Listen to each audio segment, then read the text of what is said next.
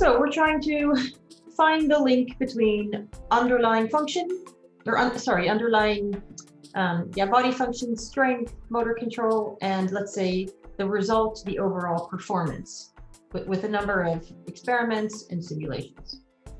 And then we're also interested in building assistive devices, for instance, exoskeletons. We've been focusing on single limb devices here right now that do assist as needed, which can be quite difficult because you have to determine how much function the person has and how much you need to add to it, what the intended motion is, and all of those can be kind of tricky. So our research is on determining, again, link between underlying function and, let's say, motor performance, and how we can assist this, how much you need to, and when.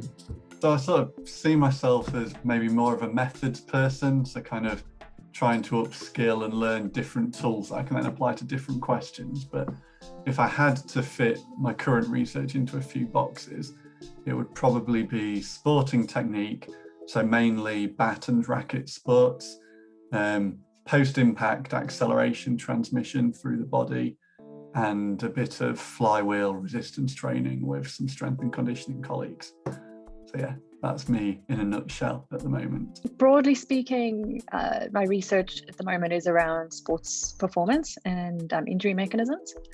But more specifically, some of our current projects involve using intersegmental coordination approaches to look at sports technique, and also some of the physical capacities of the athletes, so various measures of strength as a broad term, and strength asymmetries, and how those things might be associated with movement patterns and mechanical loading as it relates to performance and injury.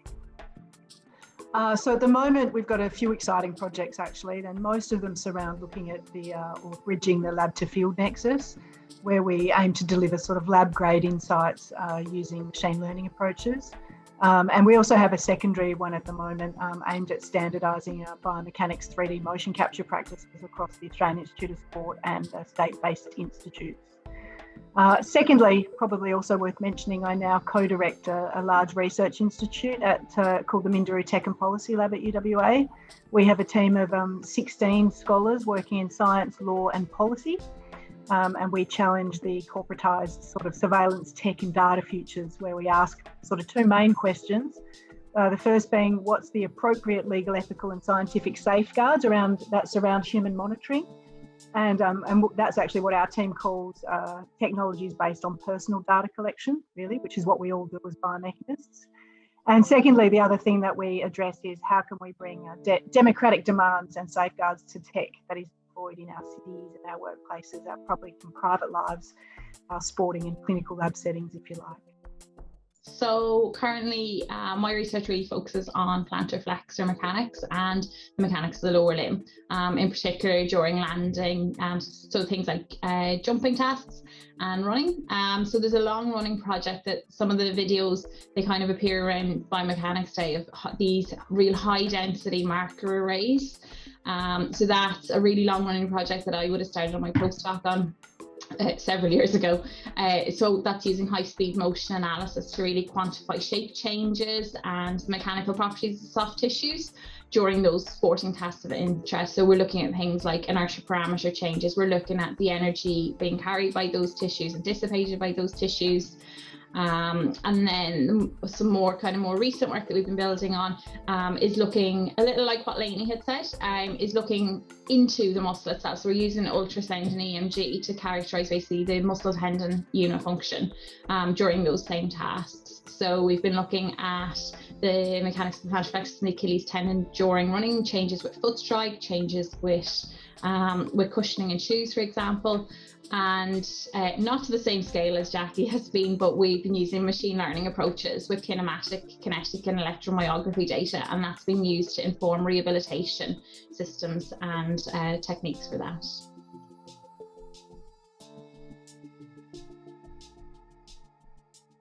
Definitely that the advances in the technology are enabling us to approach those research questions in different ways.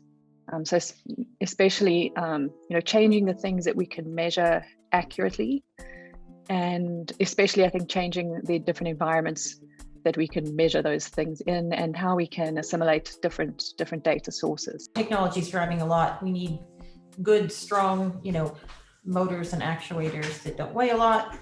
Yeah, so definitely we're using 3D printing and yeah, definitely it's driving and assisting and leading to just better, faster results. I agree again with the whole idea that it starts with a strong research question. I think the technology really is just an additional tool in the toolbox, as I say, to then enable you to answer those questions from a slightly different angle. Or maybe one example from our work, kind of within my PhD, I did a lot of lab-based work with accelerometers and simulating acceleration transmission. But then due to inertial measurement units and other wearable tech, we're now able to take that into the field and monitor acceleration at different points on the body during actual sporting movements in their actual environment, or even during a competitive match or training situation, rather than saying, come into the lab, strap these sensors onto you, you're cabled and attached to a computer. It kind of opens up avenues for us to answer those same research questions, but in a hopefully more ecologically valid manner. So yeah, I think addressing the same questions, but hopefully in a new and different way.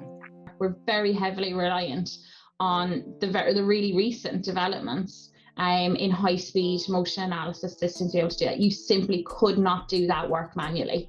And even using kind of older camera systems, using older software processing, you couldn't do that type of work. So even that work is very dependent on the technology being developed and by the likes of yourselves. We should only ever use tech to inform, never drive any research question.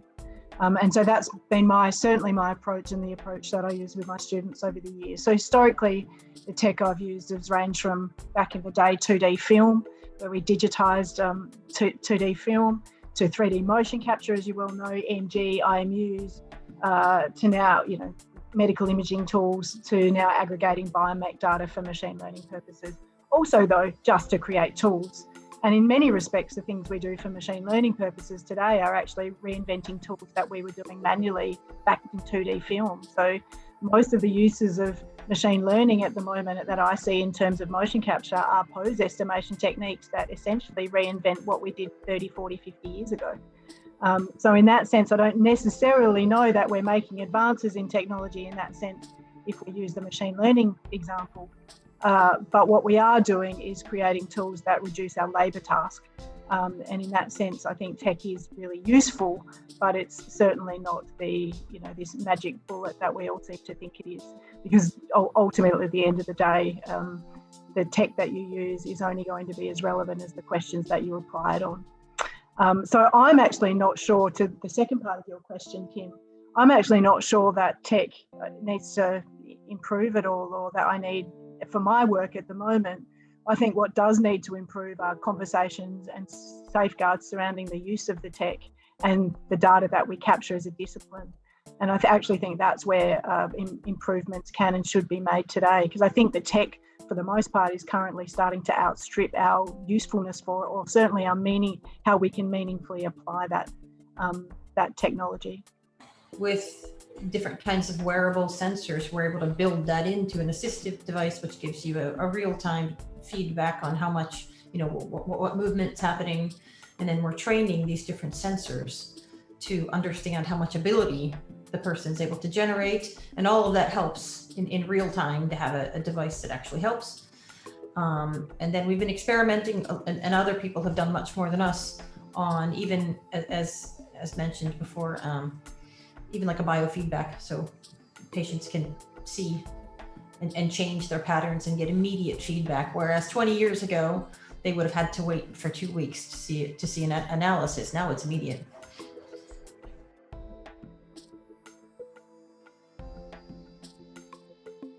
Yeah, I think there is a rise in markerless, machine learning, AI, etc.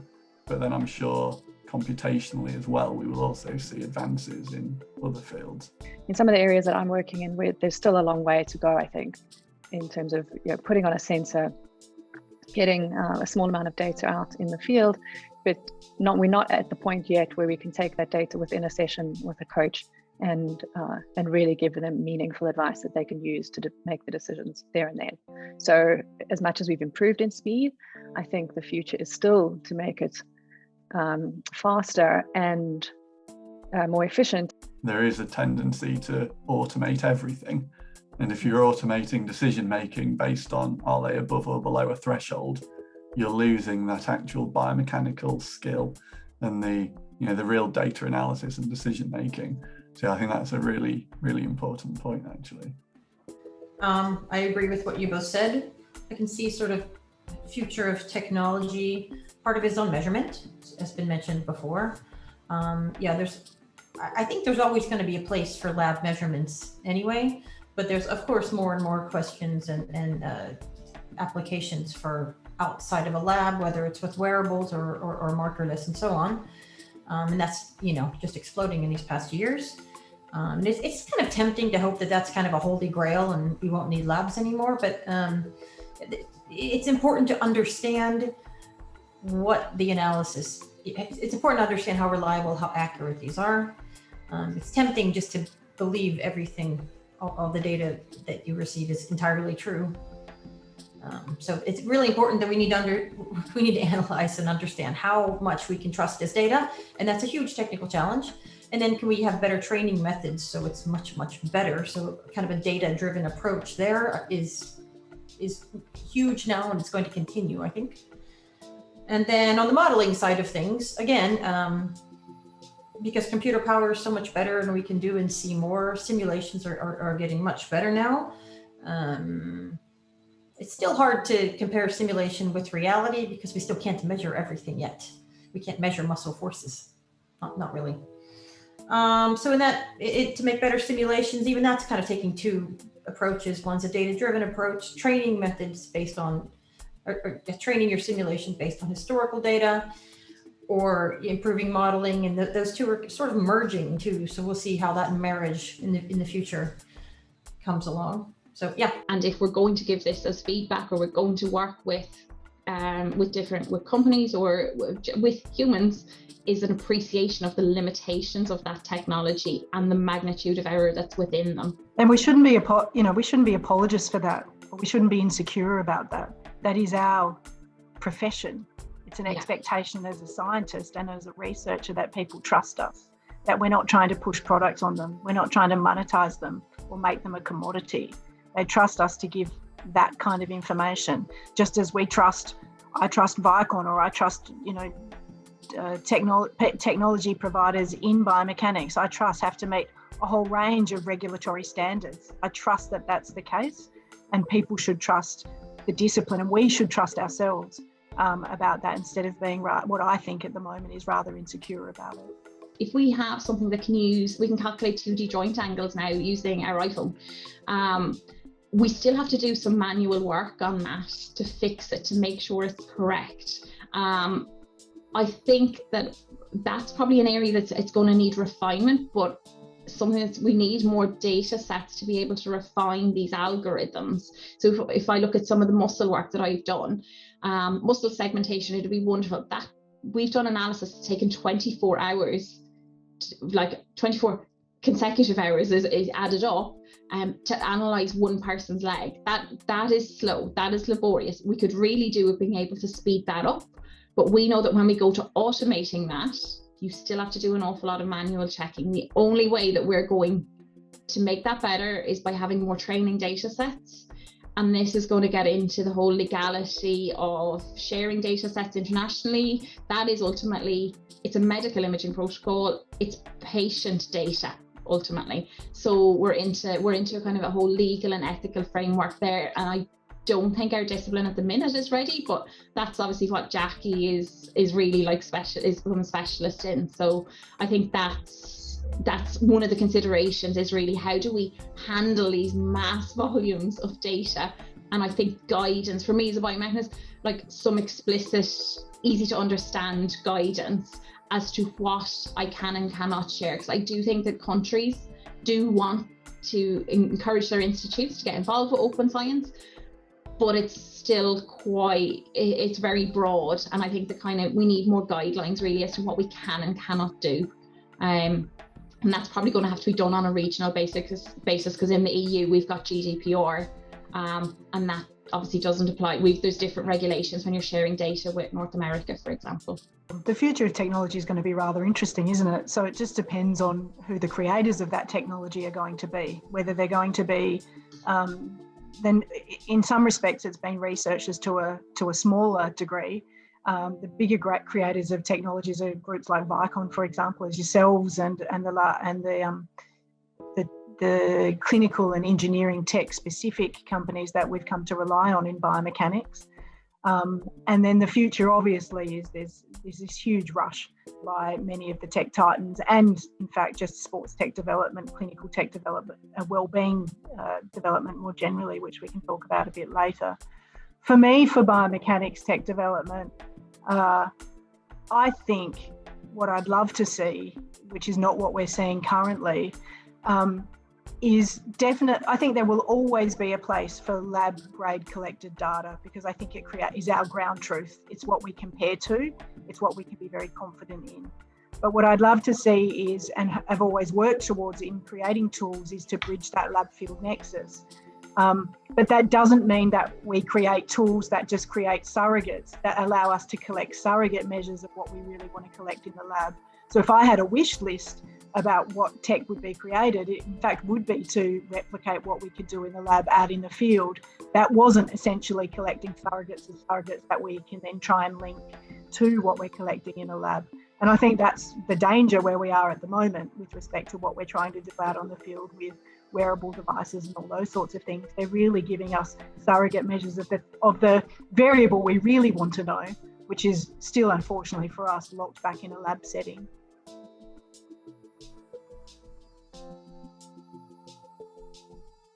So I think initially it's like a scary thought to think that tech companies are taking over biomechanics, but why not partner with that and use what they are contributing to help us do what we want and need to do. The more people have available to them, the more we need to educate and translate in terms that they understand what that can and can't do and what those numbers actually mean. Especially in a clinical, with a sporting population, sometimes we get off the hook a little bit, but the more things become clinical, the more it becomes even more important that you do that and really educate people so that they're not making clinical decisions based on misleading information. It opens up a lot of really, really interesting new branches, new possibilities, new research questions that weren't possible 10 years ago. So it's exciting, but I think it's part of our job as scientists to keep kind of a sober approach to this, that, okay, just because it's possible doesn't mean it's reliable or accurate. So where do we find that balance? Rather than talk about what they're developing, I'd rather talk about on what basis are those companies exploring biomechanics. Is it so Amazon can make their warehouse workers more efficient? Or so Facebook and Google, for example, and Apple just make new business models in health and sport, just purely because of the amount of data that they get to amass.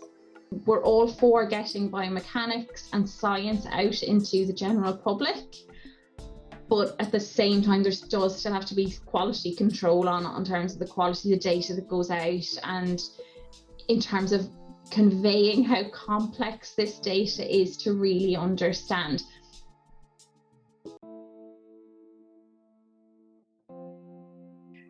For me, I think I'm more interested, or I care about not necessarily the promotion of women in biomechanics who are doing amazing things, of which there are so many, and I think that is starting to happen more and more often.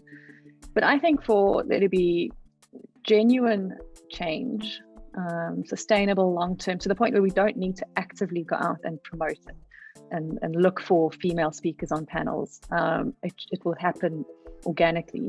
I think there needs to be change on the ground at an individual level. So I think that every single individual in their everyday world needs to just check themselves about their own biases that we all have, men and women, and be willing to acknowledge these biases and listen to people that are different from you, and then be open to making changes where we think we find some that can make an improvement and make a difference. And I think maybe it's not just about women in biomechanics or in science, but about a broader diversity across all minority groups and people that have previously been excluded. I think we need to listen to people to understand where people have come from so that we can make genuine change going forward. I think there are various groups now within kind of women in biomechanics that are doing amazing things, but as a male, I would like to be kind of drawn into that conversation so that I can learn. And I think there is a danger of kind of I don't want to say the outsider, but kind of I can't learn if I'm not in that conversation. And I think a second part of that, whether it's on social media or whatever, I think there needs to be a kind of bring people into that conversation where almost a lot of these discussions are very one-sided, because say if there's something about women in science or whatever group it is on social media, for many people, I think if you agree, you'll like that comment or whatever it is, move on, and then your opinion hasn't changed because you already agreed.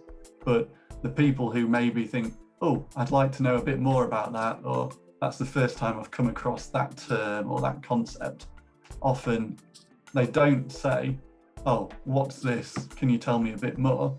Because they're maybe fearful of being judged. So you end up with this conversation that's very one-sided, where there might be some people that are on the extreme that will never change their mind, but for the people that actually want to learn, I think, maybe it's on us to actually go out there and engage in the conversation. But it's just, I don't know what the answer is, but it's how you actually engage everyone in conversation, kind of a mutually respectful discussion that everyone can learn from, rather than sort of forming silos and discussing it in isolation. No, I don't think it'll happen organically. I think it needs to be an active push. It needs to be active from men and women, and gender non-binary. It requires, yes, active reflection, but if you don't think there's a problem, then what would you actively reflect upon? So how do you arrange that? I think that's kind of an organizational problem to solve, but it needs to be there. And then, more visibility. Women need to be in more visible positions. There are plenty of us, and we do plenty of good work, but that isn't represented well in leadership positions and that kind of thing. And that's a problem. So no, there needs to be more women in places of visibility, in visible positions of leadership and so on. And hopefully that'll change so that the next generation young people can use words like genius or expert less gender exclusively. Yeah, I just want to say thank you, because I think these are exactly the type of conversations that I think I want to be involved in. But these are the type of conversations that often happen without me being at the table. And I think actually just listening to your experiences and opinions is really beneficial. And I think that was maybe my point. I don't think that happens enough. If everyone that was attending this thought of that one person and actually keep an eye out for an opportunity that would really help that person. And when that opportunity comes along, either put them forward for it or talk to them and encourage themselves to put themselves forward for it. Because if everyone did that, that would actually start to make a real difference. This is such an important topic, and I have two comments, if you'll indulge me.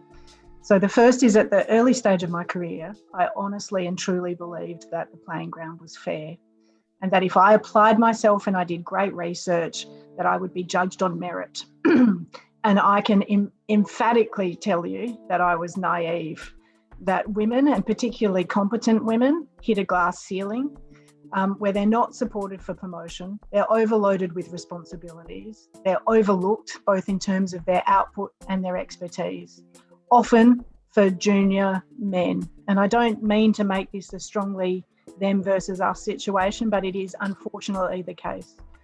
And secondly, I wholeheartedly agree with what Lainey said, that words like genius and brilliant are almost reserved exclusively for men. And circling back to the theme of the conversation we've had today, which is a lot about tech, it's really important that we get this right, because the voices that are the most enthusiastic about tech adoption in our discipline are most often men, and the most circumspect and inquisitive and conscious of risk and harm are most often women and other diverse voices. So the bottom line in all of it is that we need and deserve more than lip service about inclusion and equity. We need real action.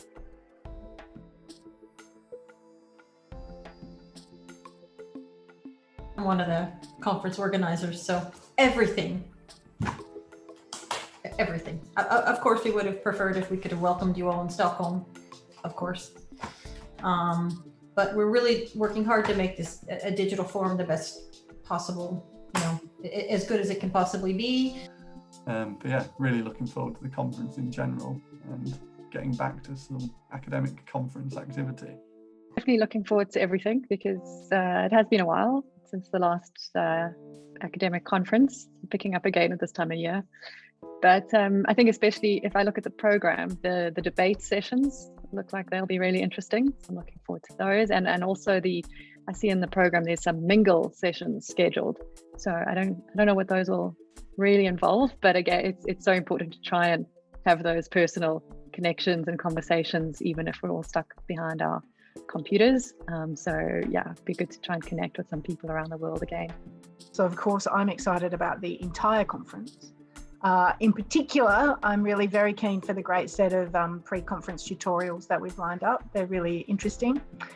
But on a personal note, I think I'm really looking forward to hearing and seeing, even if it's just virtually, faces and friends and colleagues from around the world that I haven't seen for such a long time, and raising a glass with them to acknowledge what's probably been a truly remarkable and hopefully never to be seen last 18 months. I'm really looking forward to my own students doing their presentations, and it's their first ISB, and I'm really looking forward to them being exposed to such a good conference and the diversity of discipline, but it's so hard when it's like, but it's even better when it's in person. And I'm really looking forward to tutorials, because I actually love when there's experts being brought in and they've actually used these techniques and know all the problems with them, and in the tutorials, and that's what I've loved at all of this past few years of it, they actually say what all the problems are. They don't write, when you're trying to replicate something and you're going, what is going wrong here? Papers can't convey everything, and the tutorials are such a brilliant way for these experts to go, actually, we know that's a problem, we know this is a problem, and this is how we dealt with it. And so I'm really looking forward to that, actually, being reassured that some of the problems we have, everyone has them, and then learning how to do it. It's really nice to see the real kind of hands-on stuff, even though it's going to be virtual.